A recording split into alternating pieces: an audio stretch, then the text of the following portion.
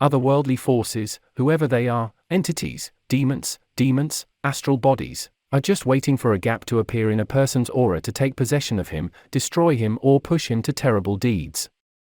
Such holes and gaps in the aura appear if a person is experiencing any grief, is sick, or even just moping.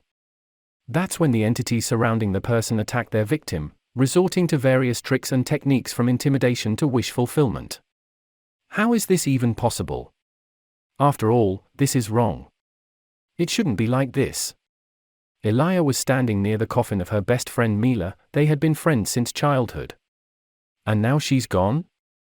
Mila's grief-stricken parents stood by, comforted by Ali's parents. After all, they were neighbors, their daughters were friends even now. This is all wrong. Parents should not bury their children.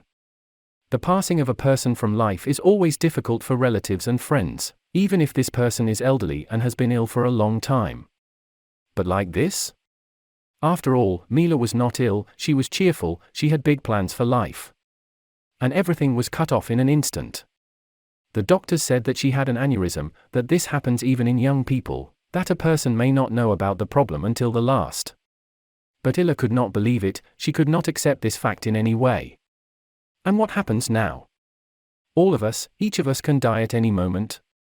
Why then make plans, strive for something, if life is so unfair and can end at any moment?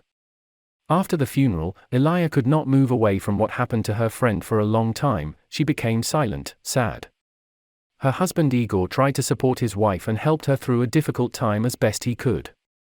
Their parents also tried to support her, to distract her from gloomy thoughts.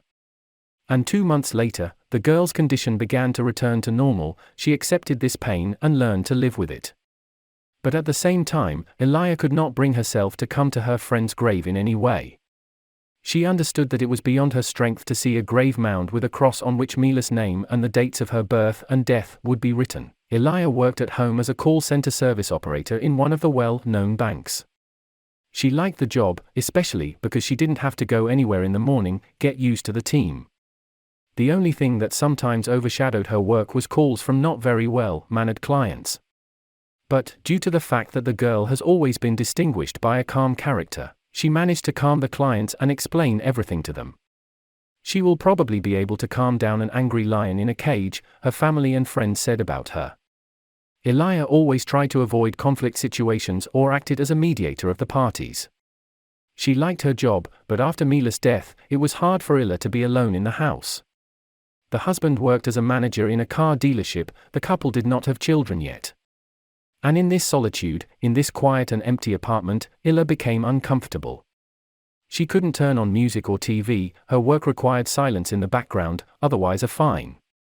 And so, sitting at the computer in the headset, Elia sometimes seemed to fall out of reality. She could not understand the conversation with the client, often missed calls. What was she thinking? She wouldn't have been able to answer that question herself. About nothing. And now a new call from a client pulled her out of the world of dreams and brought her back to reality. Hello, ODB Bank welcomes you. I'm a consultant Elvira, how can I help you? There was silence in the headphones. This happened when the customer's connection was not important, it was worth waiting a little, but in no case should you hang up. Hello. Can you hear me? Silence, only faint interference appeared, barely audible noise. Hello? ODB Bank, consultant Elvira. The interference in the headphones began to increase, they were like white noise on the TV, but Elia waited patiently. The client must hang up the phone himself. The noise grew and grew, like an approaching wave. It was already unpleasant for Elia to hear this sound, she was ready to press hang up. But then she caught a word, maybe the client is trying to say something? Elia listened. A man's voice, which seemed to consist of this white noise, sounded loudly, viciously and sharply in the receiver, Elvira. From fright, the girl quickly took off her headset and threw it like a poisonous snake on the table. The screen showed that the call had been interrupted by the client a full minute ago. What was it then? Communication failures? Or did the girl imagine it all? So, it's time to take a break, I guess I've been working really hard. We need to distract ourselves for a little bit. The girl went into the kitchen and made herself a cup of coffee to cheer up. For the rest of the day of work, this did not happen again. And Elijah forgot about what had happened by the evening. "How was your day?" Igor asked at dinner. "Normal, as usual. There were no inadequate clients, and that's good." Elijah decided not to tell about the strange call, but was it at all? "Well, that's great. I'm going to sit at my computer today, I need to get the paperwork done, I'll go to bed late." "Okay, work. Just don't stay up too long, otherwise it will be hard to get up in the morning." "Yes, I know. And don't eat at the computer, because then there are crumbs in the keyboard, and it's sticky." "So I can eat at night?" "You're confusing something," Igor joked and sat down at the computer. Elijah went to bed. The work took Igor much longer than he thought. The clock was already showing the second hour of the night, and the documents were not ready. Out of the corner of his eye, Igor noticed movement in the corridor. "Elijah, is that you?" "You never know, my wife got up to go to the toilet." But no one answered. Half an hour later, a shadow flashed in the corridor again. Igor decided to get up and check. He looked out into the corridor and saw that Elvira had entered the bedroom. So it was her, probably didn't hear him call. That's right, normal people have been asleep for a long time, well, not counting those who work at night. Igor returned to the computer, he went to bed only at 3 o'clock in the morning. The next day was no different from all the previous working days. Elijah took calls from customers, then went to the store, cooked dinner, and decided to download a new movie for the evening. When she was choosing a movie to watch, an icon appeared on the monitor screen that a client was calling her.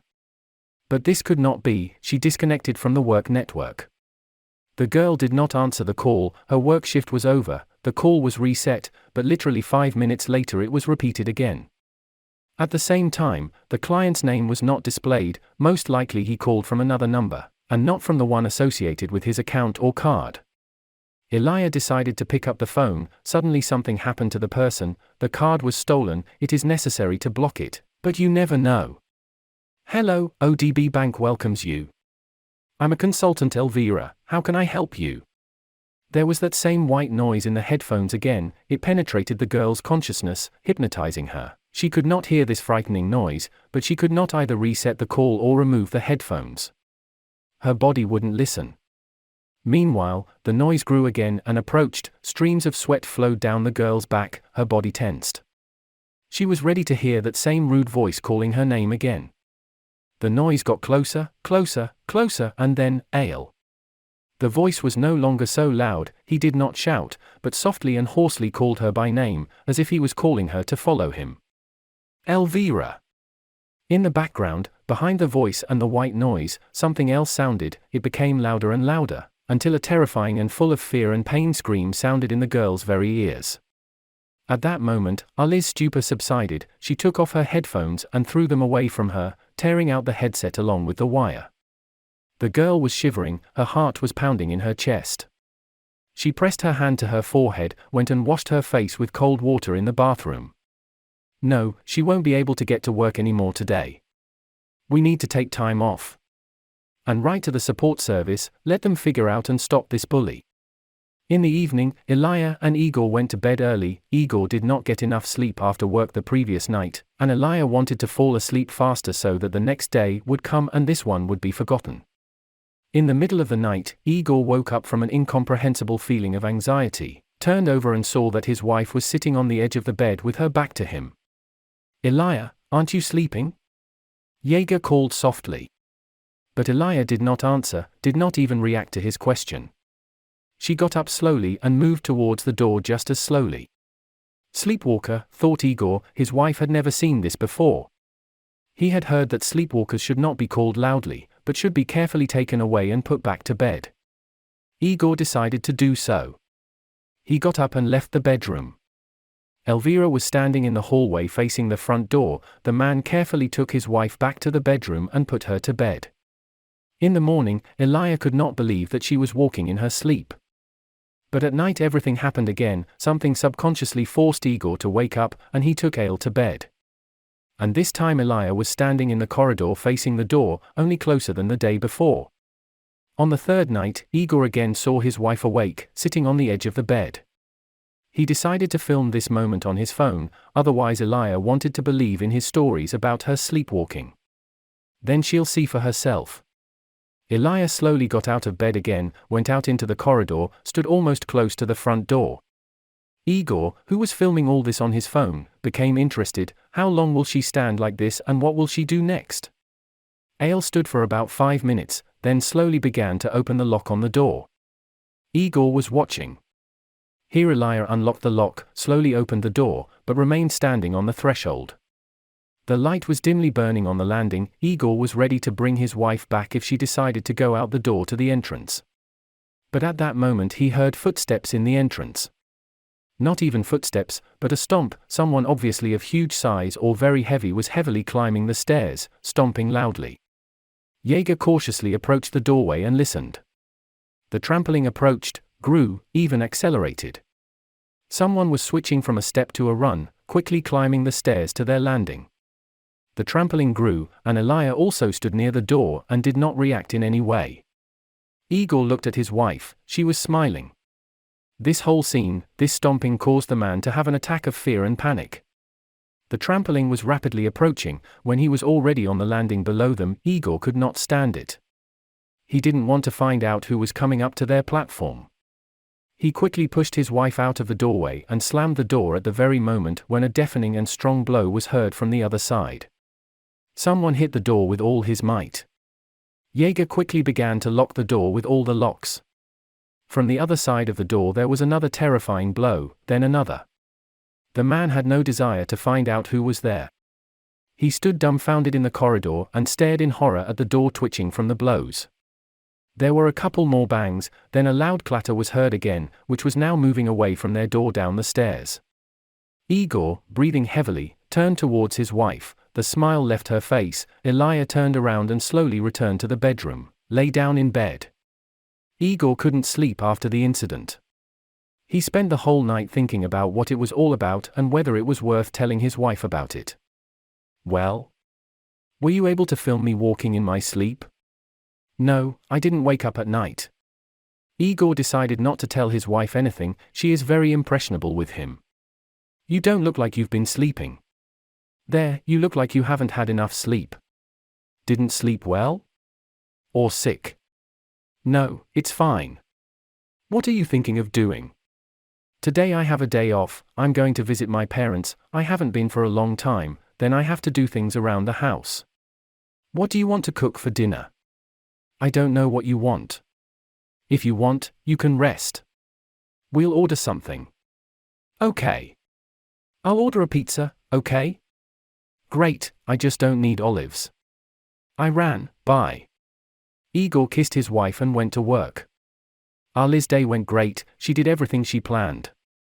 In the evening, the couple ate pizza and watched a new movie. Going to bed, Igor thought, should he sleep, maybe lock the door with all the locks, and hide the keys. He waited until Elijah fell asleep and locked the door with all the locks, took Elijah's keys and hid them with his own. Now he went to bed with a calm soul. Ale will definitely not come out of the window, they have reliable bars. At night Igor was awakened by a thud on the floor. Elvira was not in the bedroom. He jumped out of bed and went out into the corridor. The front door was wide open, and Ale was lying on the floor near the threshold. Igor rushed to his wife, but there was nothing left to help her. How can you help a person if his head is turned in the other direction? Igor hugged his wife's body and began to cry. He looked at the door. There were keys in the door lock, spare keys.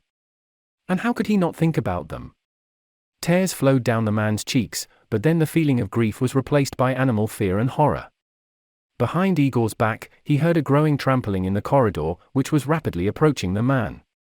The neighbors found Igor and Elvira in the hallway of their apartment. The door was wide open. What happened, no one has been able to establish.